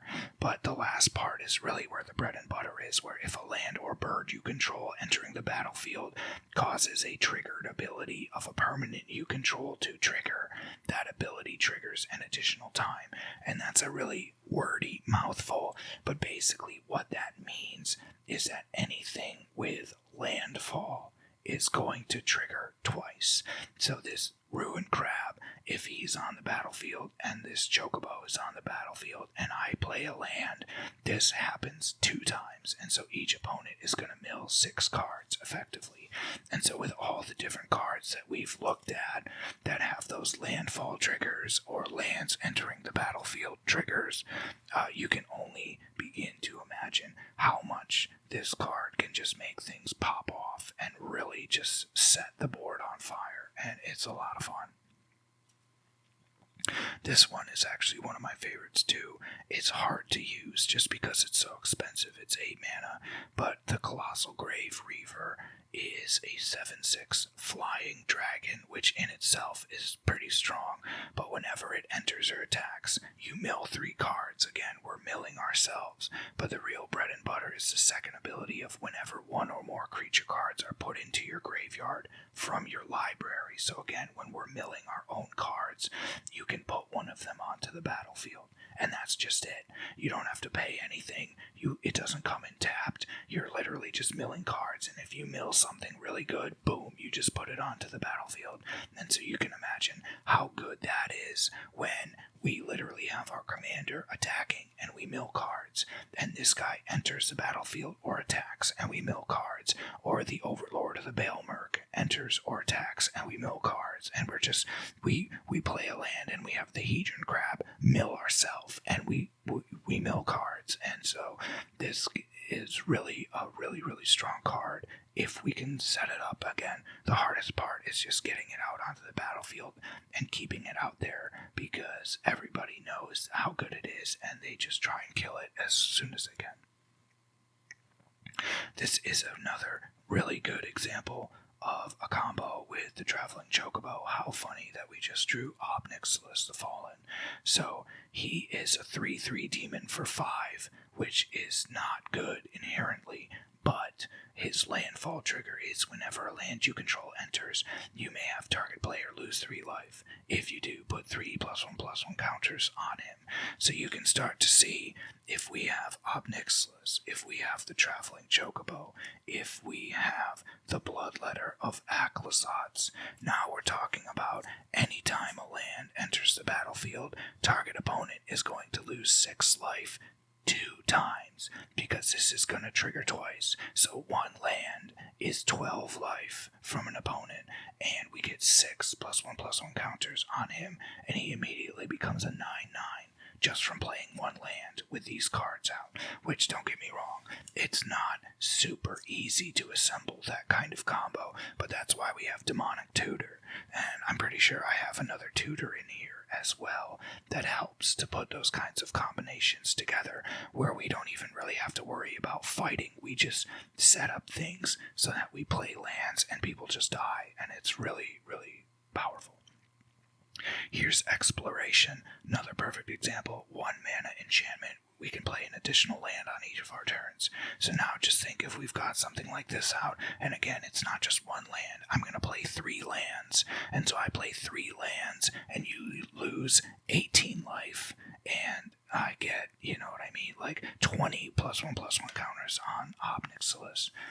Extremely powerful combinations are available in this deck, and it's a lot of fun. This River Kelpie is pretty good. It's not really like one of my game breaker cards, but it came with the deck and I've just decided to leave it in. It's a 5 mana 3/3, which again is not particularly good, but it has this ability of whenever this creature or another permanent enters from a graveyard, draw a card, and that is really where the value is, because again, we've got so much stuff that we're trying to bring out of the graveyard onto the battlefield. We're going to be drawing a lot of cards, and then whenever a player casts a spell from a graveyard, draw a card. So again, like with our Grave Walker, we cast him out of the graveyard, we draw a card. This actually has an ability called Persist, which feeds itself, because when this creature dies, if it had no -1/-1 counters on it, return it to the battlefield under its owner's control with a -1/-1 counter on it. And so again, whenever this creature or another permanent enters from the graveyard, draw a card. So the first time this dies and comes back, we get to draw a card off of it too. So there's value in it, but it's one of those things where it doesn't just like scream at you how good it is. It's more of a value engine type card that you have to really understand how to use effectively. This one is really fun in the sense that it's not that mean as some people can be in playing Commander, but it's still pretty mean. Basically, all it does, Mana Vortex, is each player who controls a land sacrifices 1 land during his or her upkeep. Now, destroying other people's lands in Commander is generally seen as a real taboo thing to do. If you're playing a very high level of competitive Commander, it's something that's more forgiven, because, you know, when you're talking about the highest levels of competition, everything goes, you know. But sorry, I just knocked over my camera. Anyways, at higher levels of competition, it's more acceptable. But in a more casual, and even like semi-competitive setting, it's really looked down on to destroy other players' lands. But this card just makes the player sacrifice one land each turn, and it forces us to sacrifice a land as well. And so that, again, can be very helpful to us because we just bring the lands back with Teval, and it's not so oppressive that our opponents don't get to play, they don't get to play any lands. It just puts a lot of pressure on them, where if they don't get to if they miss playing a land for a couple of turns, it can start to really constrain their ability. So I think it's a real happy medium, because we're also sacrificing our lands and do have that own constraint on us, but we're more prepared to work with it and capitalize on it than our opponent is. But it's not just outright blowing up all of their lands or just giving them nothing to work with, and again, it's something that can be interacted with if they have a disenchantment card or something of that nature to destroy a non-land permanent. So it gives me the opportunity to kind of tighten my grip on people and squeeze them a little bit, but not to the point where I feel like it's oppressive and makes playing against this deck unfun. Shijeki is okay. I don't really use him that much, to be honest. Which, I don't know, for whatever reason, just the amount of times that I've played with him, he hasn't really been much of a value maker for me. As a 1/3 for 2 mana, he's not bad, and his ability even to pay 2 mana, tap him, and then return him to your hand. You reveal the top 4 cards of your library. You can put a land card from among them onto the battlefield tapped, and then the rest into your graveyard. That's not necessarily bad either.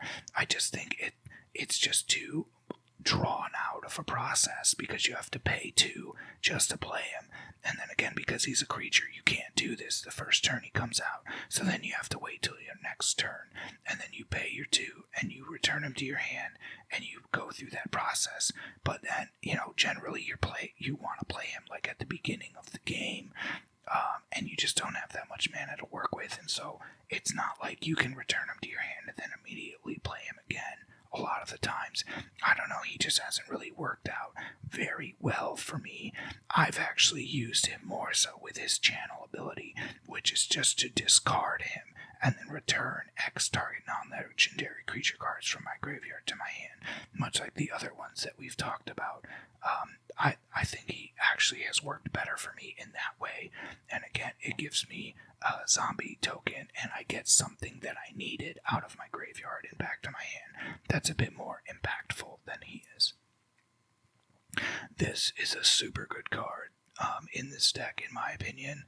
It is also from Duskmourn, the same set that the Overlord of the Baelmerk is from, and this is an interesting card because it has 2 sides, and so you choose the side you want to play when you cast it initially, but then when it's on the board, you can pay the other side and then also unlock that effect. And so this card is expensive, especially the Fractured Realm side, but it's just so powerful. So for 3 mana, the Mirror Room, you just create a token that's a copy of a creature you control. And so I really like to use this in order to copy creatures like the Twilight Prophet or the Bloodletter of Aclazotz, non-legendary creatures, because if they're legendary, you can't have 2 of the same. So like I couldn't have 2 of the Scarab God or 2 of Teval as an example. But those creatures that have some sort of ability that triggers, that's very powerful, because the Bloodletter of Aclazotz, as an example, if you have 2 of them, then their abilities stack, and it's super strong. And then the Fractured Realm is kind of like the Traveling Chocobo, except it's any triggered ability of a permanent. So it's not just if a land enters, then those landfall triggers twice. It's any ability that triggers like that. It triggers an additional time. So let's see if I can find an example. So yes, this River Kelpie, whenever this this creature or another permanent enters from a graveyard, draw a card. That is an example of a triggered ability, and so if I unlock this Fractured Realm, whenever a creature enters from a graveyard, I would draw 2 cards instead. And that's a really basic illustration of how that works, but there are a lot of ways that can be super powerful. I mean, even again on our commander, these are all going to trigger twice. So when he attacks, I'm not going to mill 3 cards. I'm technically going to mill 6. Now it happens in a certain way. So you'd mill 3 cards, then return a land card from your graveyard to the battlefield tapped. Then you would do it again. You would mill 3 cards, then you'd return a land card from your graveyard to the battlefield tapped. It's not you just mill 6 cards all at once. The sequencing of the abilities is very important, but ultimately it just doubles all of your triggered abilities and is very good. Doubling Season is also another very good card. Again, this was reprinted in the Double Masters set, and as it says, if an effect would create 1 or more tokens under your control, it creates twice those many tokens. So again, we're not getting 1 zombie creature token, we're getting 2.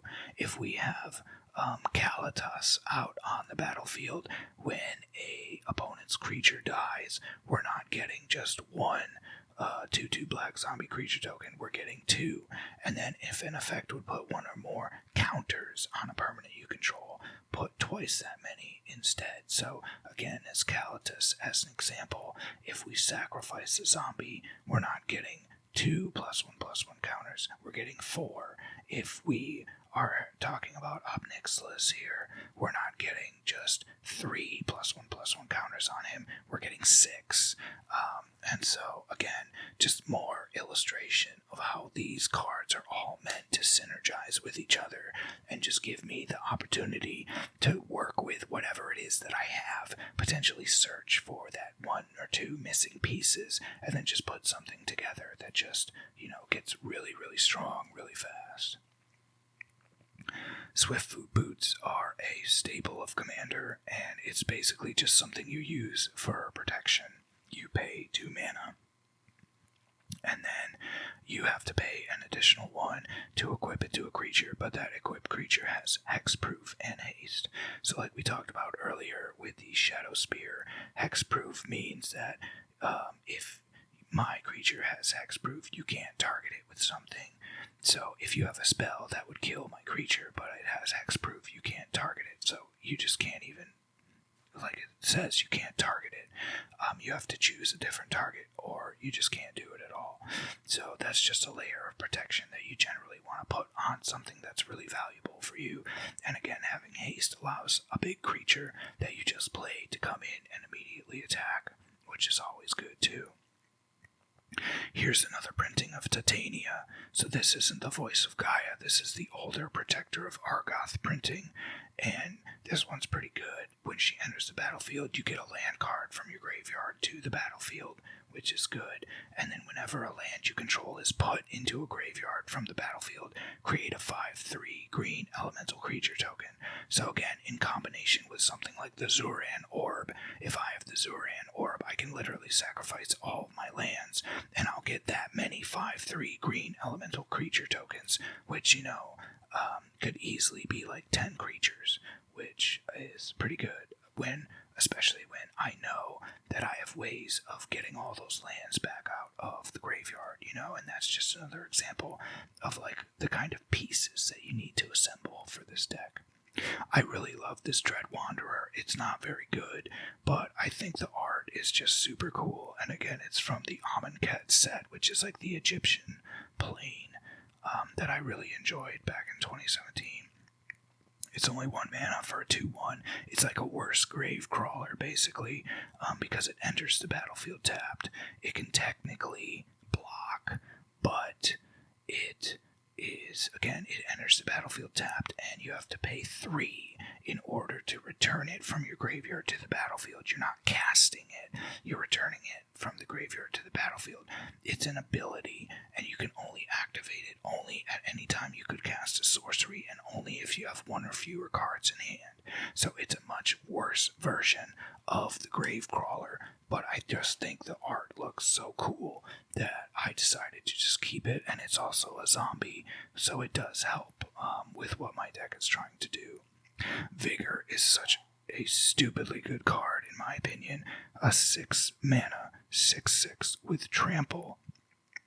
And if damage would be dealt to another creature you control, you prevent that damage. Boom, that right there is insanely good.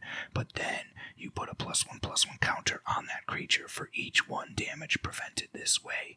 So again, if somebody was going to deal 6 damage to this Vigor, or not this Vigor because it's other creatures you control, excuse me, but if somebody was going to deal 6 damage to Teval, instead of taking 6 damage, he just becomes a 10/10, and then to harken back to our doubling season, instead he would get 12 +1/+1 counters instead of just the 6 from the 6 damage. And so that's just incredibly good in my opinion. And when Vigor is put into a graveyard from anywhere, you shuffle it into your library. So there's basically no way to get rid of this. The only issue is if you accidentally mill him into your graveyard, then he gets shuffled back into your library. So that could suck because you want to draw him. You don't want to mill him. But, that's something that, again, like I'll reserve a tutor for trying to get. Wonder is pretty good. It's this funny contrast to Vigor, where Wonder is something that you really do want to mill into your graveyard, because a 4 mana 2/2 with flying is not that great, but it's his ability as long as this card is in your graveyard and you control an island, which is a kind of land. Creatures you control have flying, and so this is a really great way to give literally all of my creatures in the game flying all the time, just by getting this into my graveyard and then having an island on the board, which obviously I generally do all the time, as much as I can, because those are the kinds of lands that are in my deck. Stitcher Supplier is again another cheap zombie that's really good at supporting things like the Scarab God and also getting cards into my graveyard. It's just 1 black mana. It's only a 1/1, but it is a zombie. And when this creature enters or dies, so not only does it happen when you play it, but you want to block with this and just let it die, because when it enters or dies, you mill 3 cards. So basically, you get to mill 6 cards just for 1 mana. You just have to play it and then block with it, which is obviously good, because if you're blocking with it, it means you're being attacked by an enemy's creature, and so obviously you're getting value by blocking with it and not taking the damage to your life total.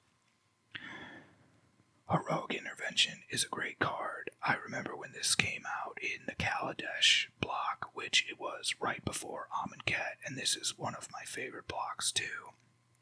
Just for 2 mana, permanents you control gain hexproof and indestructible until end of turn. So that's super strong. Obviously, with cards like Shadowspear, it's easily counterable these days. But for your opponent to be able to counter something like this, they need Shadowspear to already be on the board. It's not something that you can play immediately and then use.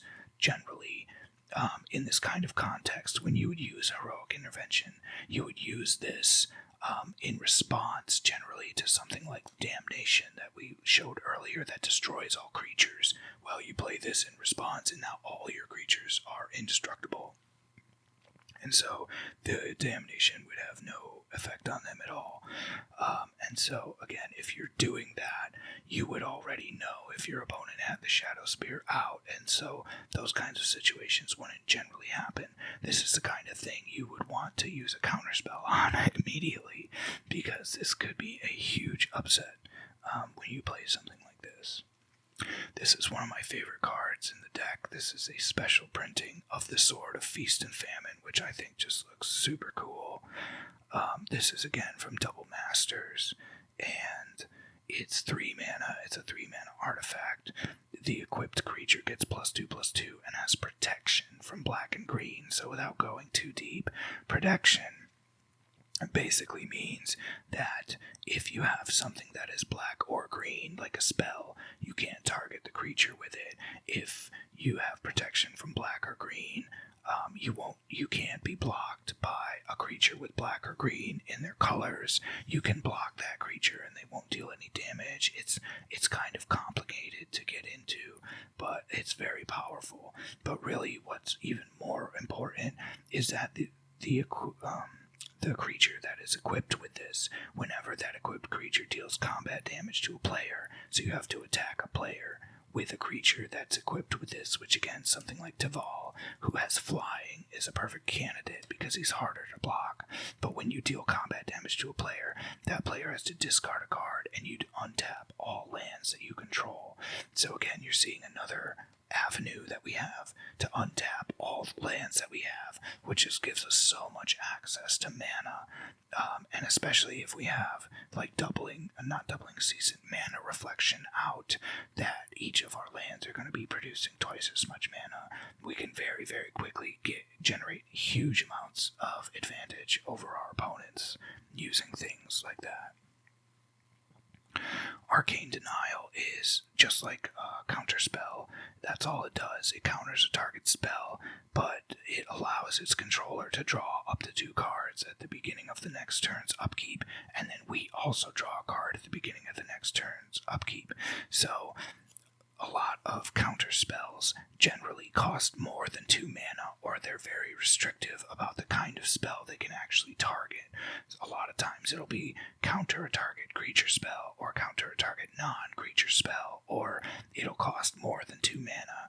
And so that's kind of the trade-off of using Arcane Denial, is that the person that you're countering gets to draw cards at the next turn, but you also get to draw a card which replaces this card that you just spent to counter the spell.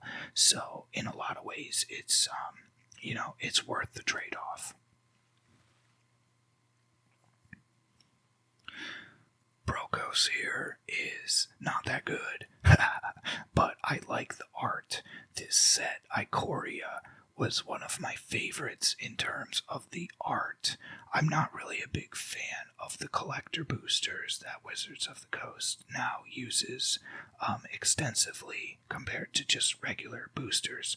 But one thing that I really liked about this set was that the collector boosters had these comic book style art, alternate arts of creatures, and one of my favorite commanders that I've ever had a deck of was actually the Godzilla.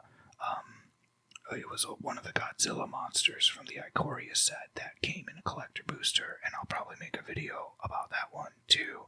But I like this card in this deck specifically just because of the mutate ability. So it's a 6/6 for 5 mana with trample, which is like okay, but it doesn't really do much when it hits the board. It doesn't really support much, but what matters is that you can cast him from your graveyard using its mutate ability. And what mutate basically does is it just allows you to like merge a couple of creatures together. So like if I have the Stitcher Supplier, I could merge them like this, and so it would have the power and toughness of the creature on the top with the abilities of the creature on the bottom. And so like he would be a 6/6 with trample, and then if he died, I would still get to mill 3 cards like that. So there are like some cool combinations that you can create using the mutate mechanic, but ultimately I just think that he looks cool, and the fact that I can cast him from the graveyard again will just trigger my commander's ability of a card leaving the graveyard to create a 2/2 druid creature token, zombie druid creature token, which isn't like a ton of value, and it's not that good, but again, it's just something that I thought was cool. Entomb is a great card because it's just 1 mana to tutor your library. The only caveat is that you put it into your graveyard instead of your hand. So this is again like actually great that I got Brokos, because this is a perfect example of what I would use it for. I would use Entomb to search for him and then immediately put him into my graveyard in order to set him up to be cast out of my graveyard using his mutate ability or something along that nature. You know, there are much more powerful combinations than that, but the fact that he's right there, you know, that's something that you could clearly illustrate why you would have a card like this. There's a lot of reasons that you would want to put something directly into your graveyard. Here's another tutor, the Mystical Tutor. This is just 1 blue to search your library for an instant or sorcery card. So again, there's a restriction on what you can actually search for, and you have to reveal that card. Then not only do you have to do that, reveal the card, but you shuffle your library and put the card on top of it. So it's not even going into your hand immediately. You need to either have a way to draw into that card, or you're going to be waiting until your next turn to draw it. Special note about this was that this is from the signature spellbook Jace product that Wizards of the Coast released, and I actually bought this card in Japan, in Machida, outside of Tokyo, when I was living there in 2000, I believe it was 2018.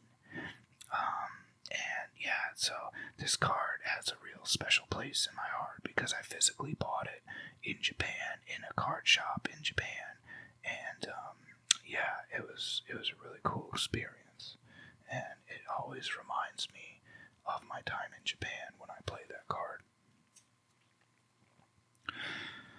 Lord of Extinction here is much like the Consuming Aberration we saw earlier, where his power and toughness are equal to the number of cards in all graveyards, so not just our opponents like the Consuming Aberration. The only difference is that he doesn't have a way to feed himself. The Consuming Aberration, again, when we cast a spell, it would force our opponents to put cards into their graveyards until they reached a land card, but there's no such effect on him, so it's not quite as good in my opinion, because although it counts our own graveyard, it just relies on us being able to fill our graveyard ourselves. But ultimately there are ways to use him, much like I was talking about with Gerard earlier. If we go all the way back, maybe I can find him quickly. Gerard, the Golgari Lich Lord, where we want to sacrifice a creature in order to deal, or in order for our opponents to lose life. I can't find him. That's okay. But if you want to rewind, you can see what I'm talking about. But for someone like Gerard, the Golgari Lich Lord, if this guy's got a power and toughness of, like, let's say 20. I'm sorry, I bumped my camera again. If he has a power and toughness of, let's say, 20, we can sacrifice him and have our opponents lose that much life. And with the Bloodletter of Aklazot's out, that becomes 40 life. So again, there's a lot of opportunity with cards like this to do really significant damage to our opponents. Life from the Loam is a really interesting card. You return up to 3 target land cards from your graveyard to your hand. So again, this helps us keep like the Get Rock monster going. When we're sacrificing lands, we're getting them back into our hand. And what's also interesting about this is the Dredge ability. So Dredge is kind of confusing to explain, but basically if you would draw a card, you can mill 3 cards instead. And if you do, you return this card from your graveyard to your hand. So basically, it allows you to keep playing this card over and over and over again. But instead of drawing a card when you normally would, you actually put cards into your graveyard. And so because of our intent for our deck, it's actually super strong. And this is a card that I do actually tutor for quite a bit, because once you're dredging and getting lands into your graveyard and then bringing them back to your hand and then dredging more, it's just, again, a really, really strong value engine. And then the final card here is Ripples of Undeath, an enchantment that at the beginning of your pre-combat main phase, mill 3 cards. Then you may pay 1 and 3 life. If you do, put a card from among those cards into your hand. Now this card is actually not that good. It's 2 mana, which is not super expensive, but the problem is that it doesn't do anything the turn you play it, because it's at the beginning of your pre-combat main phase. So by the time you can actually play this, because it's an enchantment, the beginning of your pre-combat main phase has actually already passed, and so you won't get a pre-combat, the beginning of your pre-combat phase until your next turn.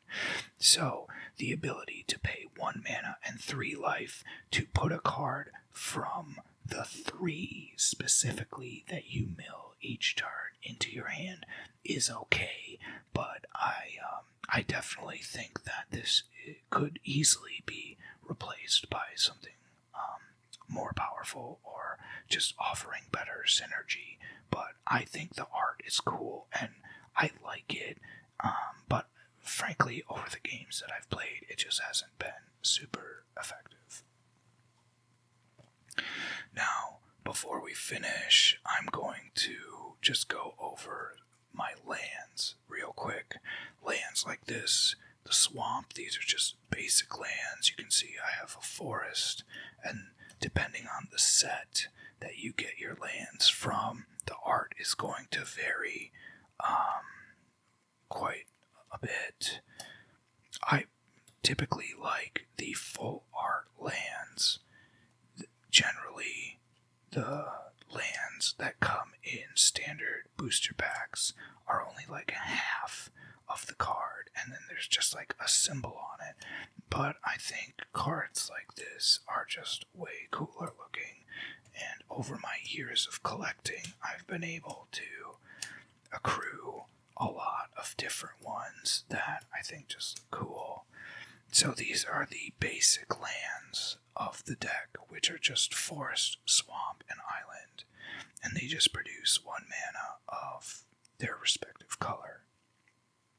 And they're just, they're cool, but they are what they are.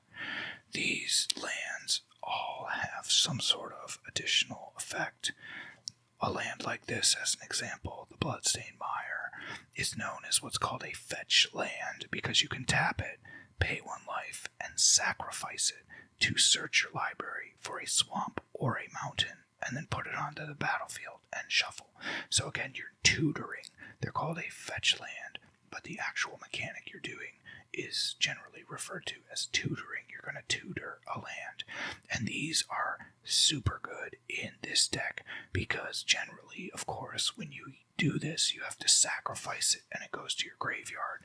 But then with Teval, you can literally bring it back and continue to use it over and over again.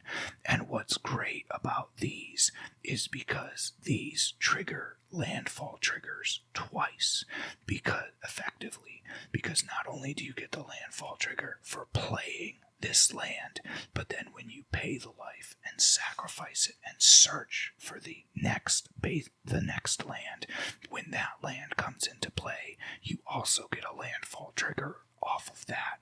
And so that is a really great way, especially with like the Traveling Chocobo or the Fractured Realm, where the triggered abilities are being copied multiple times. You can get a ton of landfall triggers off of effective use of these fetch lands. But then I also just have, other lands that do things that might be beneficial. They provide some sort of utility. As an example, this Port of Carfell, you can sacrifice it to mill 4 cards, then return a creature card from your graveyard to the battlefield tapped. That has the potential to be strong. The Command Beacon, you can sacrifice it to put your commander into your hand from the command zone. And that's pertinent because each time your commander is killed, it actually becomes more expensive to cast from the command zone. But if you're casting it from your hand, you don't need to pay the extra money. The extra mana. Here's another fetch land, the Polluted Delta, which I just thought looked really cool. The Fabled Passage here is another fetch land. This Verdant Catacombs is another fetch land. This Zagoth Triome is from the Ikoria set, and again, I really, really love this art style. This set has some of the most interesting and captivating art, in my opinion, and there's one, I believe it's called the Indatha Triome, which the special comic book style art of that is probably some of the best that I've seen, and maybe only has competition in this command tower. This command tower, As the name suggests, it adds 1 mana of any color in your commander's color identity. So in this deck, it would be black, green, or blue. And I really love this art. I think it's just really captivating. Now we have some other lands here that are just referred to as dual lands because they produce mana of multiple different colors rather than just one, and a lot of times they have restrictions. So like this Sunken Hollow enters tapped unless you control 2 or more basic lands. So if you don't control 2 or more basic lands, you can't use it the first turn that you play it. Same thing here, 2 or more other lands on the Dreamroot Cascade. So this is a bit more forgiving because it can be 2 lands in general. It doesn't have to be basic lands.